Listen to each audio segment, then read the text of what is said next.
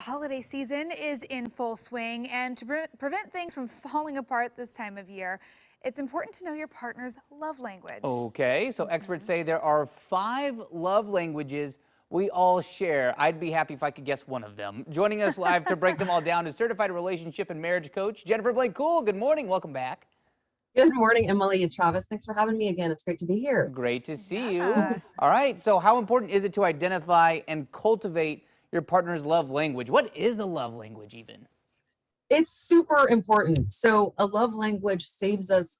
Knowing our love language, knowing our partner's love language can save us so much time, energy, emotion, because when we are aware of these love languages, we can get like a much huger ROI on our on our love relationships and marriages, meaning the effort that we put in, the time that we put in, the stuff that we do lands so much better and more deeply because we're hitting the mark more on what form another person loves most to be loved in. So there are 5, and I'll run through them super quick. The first one is words of affirmation. So that's me. I'm words of affirmation. These are people that love to hear verbal compliments, the spoken words, written cards and letters, compliments, an affirming spirit. So words of affirmation. Somebody that loves this, you want to avoid harsh criticism and harsh words. The next one is acts of service. That's the person that really wants you to lighten their load. They really love when you help with chores, help around the house with responsibilities. This person really loves feeling helped out.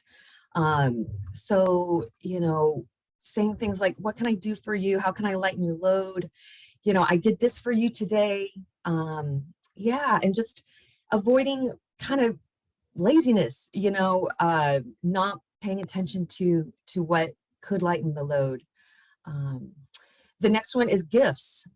Gifts kind of looks in all sorts of different ways to people. It's not just necessarily the bought necklace.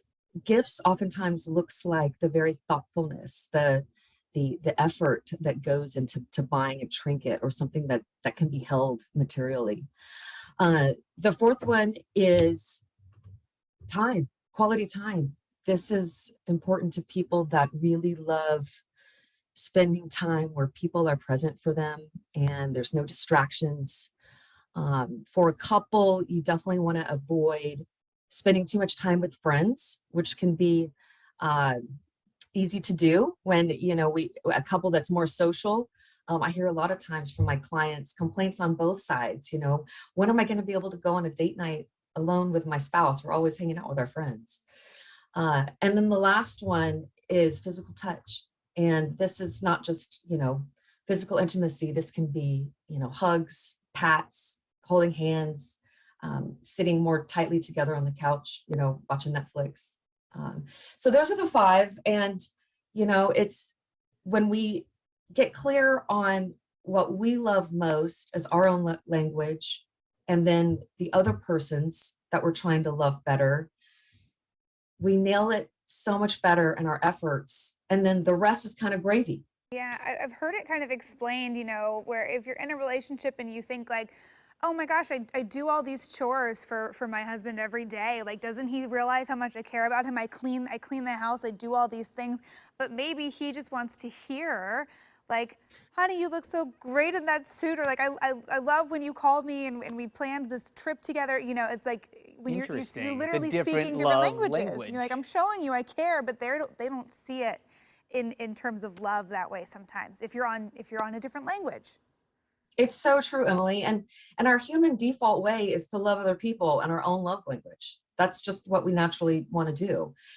For example, early in my marriage, I'm so deeply words of affirmation. And I would tell my husband, oh, that's so awesome that you did that at work today. Oh, that's so awesome you mowed the lawn. He doesn't care about any of that. He is so acts of service. So, it took me a while to really learn that lesson. I could have saved myself a lot of time. How do you work on identifying, your own What yours like for is, example, yeah. I'm sitting here quite honestly, I have no idea what mine would be. Well, and How we do you all have how do you some identify that? combination of all Great five, question. right? But one is typically kind of more than the others. Yes, very much so. And to answer your question, Travis, a great question to ask yourself or your partner is, when do you feel most loved by me? And trying to peel back the layers on those details will shed light on the specifics of the form. And, Emily, to your great point, a lot of times there is a combination in people.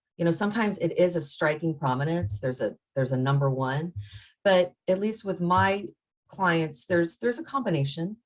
And it's interesting, during COVID, acts of service and words of affirmation really became strong top ones for people, more than I've seen over the previous years. Huh, that So is I think That that's interesting. interesting. is. Mine's a tie between quality time and words of affirmation. Okay. Well, so I you've love done, it. you've done that I've read homework the book, I've already. taken the quiz. It's, yeah. That's interesting. A little bit of self-reflection to kind of figure out what your love You language know who is. could help you figure out your language?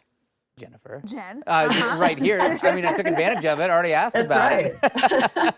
That's right. And Jennifer, if you great to want see to, you. Oh, Yep. sorry. Go ahead. yeah, just real quick, if you want to take the test, you can go to numeral 5 lovelanguages.com.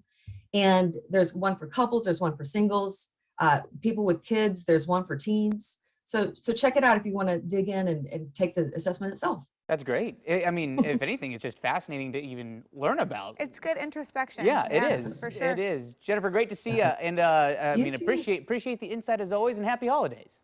Thank you. You too. Thanks, Emily and Travis. Thanks for having me. All Yeah. right. And if you have a question for our relationship expert, send us a message right now on Facebook or Instagram at Coin News AM Extra. Your question may be answered on air, and you can remain anonymous. There you go. Send those questions in. You know, the holidays are a boiling point Yeah, time. it can be a So touchy time. if you've got some quarrels, we're here to help.